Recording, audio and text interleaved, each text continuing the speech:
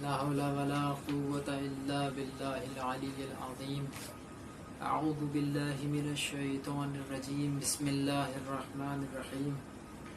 الحمد لله رب العالمين، والصلاة والسلام على سيد الأنبياء والمرسلين، ولعنة الله على أعدائهم أجمعين.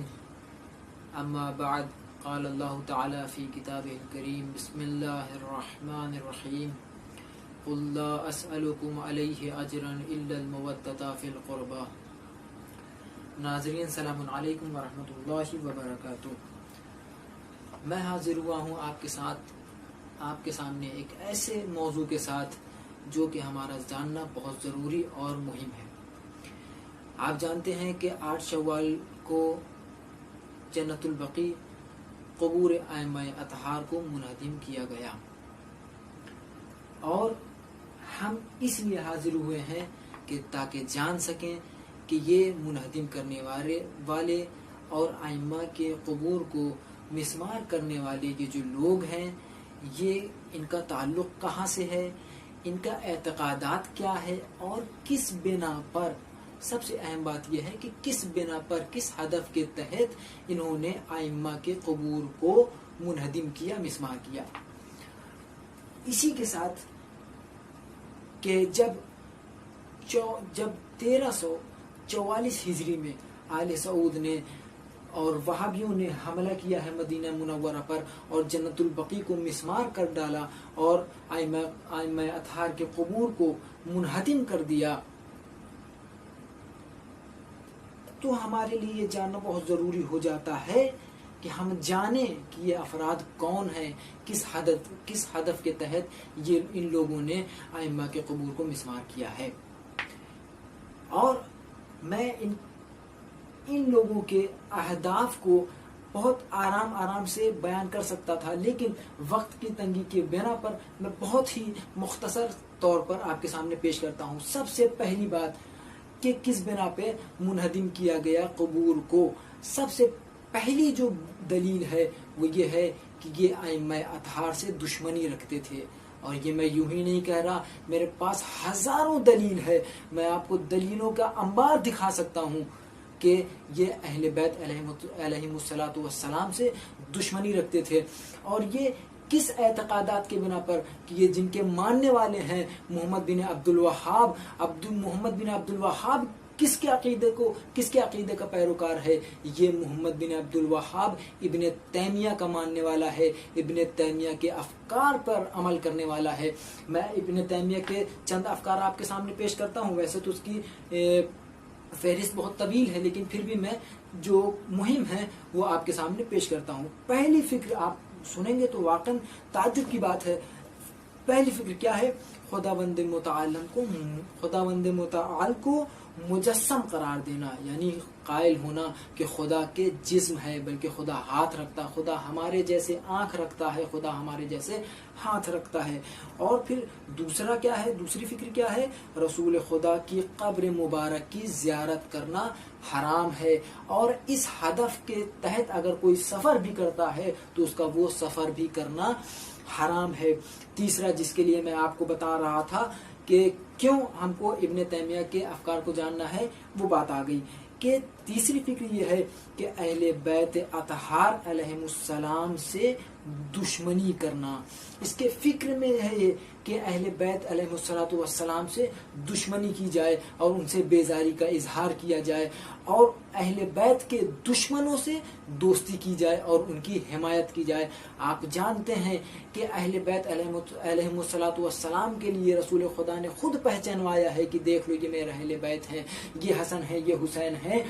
پھر بھی یہ اہل بیت علیہم الصلاۃ والسلام سے دشمنی کا اظہار کرتے ہیں. اور محمد بن عبد الوہاب، جن کو وہابی مانتے ہیں، جس کی بنا پر، جس کے افکار کو مانتے ہیں، وہ ابن تیمیہ کا ماننے والا، اس کی فکر پر عمل کرنے والا ہے. اسی بنا پر، اسی دشمنی کے بنا پر یہ ائمہ کے قبور کو منہدم اور مسمار کرتے ہیں. صرف یہی نہیں بلکہ صرف اہل بیت نہیں بلکہ اہل بیت کے چاہنے والوں سے، تمام مسلمین سے. یہ تو تمام مسلمان کے دشمن ہیں، لیکن یہ شیعوں کے لیے بہت ہی خطرناک دشمن ہے. میں یوں ہی نہیں کہتا، میں آپ کو ایک بات بتاتا ہوں کہ آپ کتاب تفکیر اٹھا کر جب دیکھیں گے تو جلد 3 میں آپ کو پتہ چلے گا. میں اس کا ایک جملہ پڑھ کر آپ کو بتاتا ہوں کہ یہ کیا فکر رکھتے ہیں. کیا کہتا ہے کہ ان المسلمین کفروا، کہ تمام کے تمام مسلمین کافر ہیں، تمام کے تمام مسلمین کافر ہیں. پھر کیا کہتا ہے؟ دلیل کیا ہے؟ لأنہم ینطقون بالشہادہ، اس لیے کہ یہ لوگ گواہی دیتے ہیں، یہ کلمہ پڑھتے ہیں، یہ شہادتین جاری کرتے ہیں اپنے زبان سے. ولیکن لا یعرفون معناہا، لیکن یہ اس کے معنی کو نہیں سمجھتے.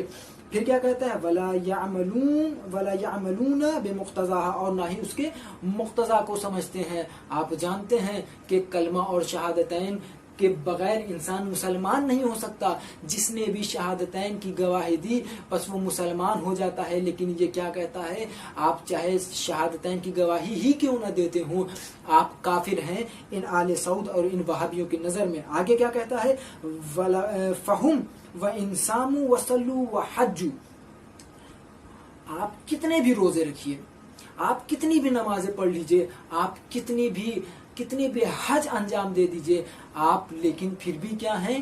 فہم کفارون، وہ سب کے سب کافر ہیں. اس کے ان افکار کے تحت تمام کے تمام مسلمان وہ کافر ہیں. آگے مثال کیا دیتا ہے؟ کہتا ہے ان کی مثال اس طریقے سے ہے کہ ایک نمک کے ڈھیر کے اوپر اگر لکھ دیا جائے کہ یہ شکر ہے تو وہ نمک کبھی میٹھا نہیں ہو سکتا. اسی طریقے سے یہ تمام کے تمام جو مسلمان ہیں یہ کافر ہیں، یہ اصل میں کافر ہیں، لیکن ان کے اوپر مسلمان لکھا جائے تو یہ مسلمان نہیں ہو سکتے ہیں. اور میں آپ کو ایک دلیل دیتا ہوں کہ میں یوں ہی بات نہیں کر رہا، بلکہ یہ وہابیوں کا مفتی، کیا نام ہے اس کا؟ ناصر العمر. یہ مفتی سے جب پوچھا گیا کہ یہ بتائیے کہ آج کے زمانے میں آپ سوال کرنے والے کو بھی دیکھ لیں کہ اس کے ذہن میں کیا چل رہا ہے. وہ کیا کہتا ہے کہ آج کے دور میں، آج کے زمانے میں ہمارے لیے یہودی اور نصارہ سے زیادہ خطرناک یہ شیعہ حضرات ہیں، ان کا علاج کیا کیا جائے؟ تو جواب کیا دیتا ہے؟ کہتا ہے کہ جان لو ان کا علاج نہیں ہو سکتا.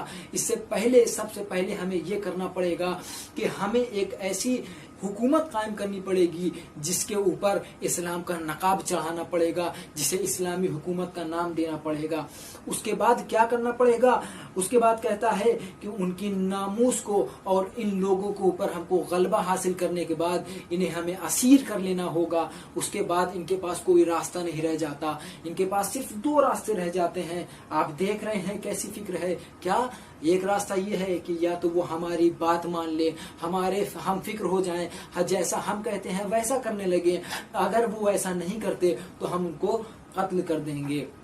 آپ دیکھ رہے ہیں یہ کس طریقے سے ظلم اور بربریت کے حامی ہیں، اور یہ ظلم کرنا اپنے لیے باعث فخر سمجھتے ہیں. لیکن پھر تیسری بات کیا کہتا ہے؟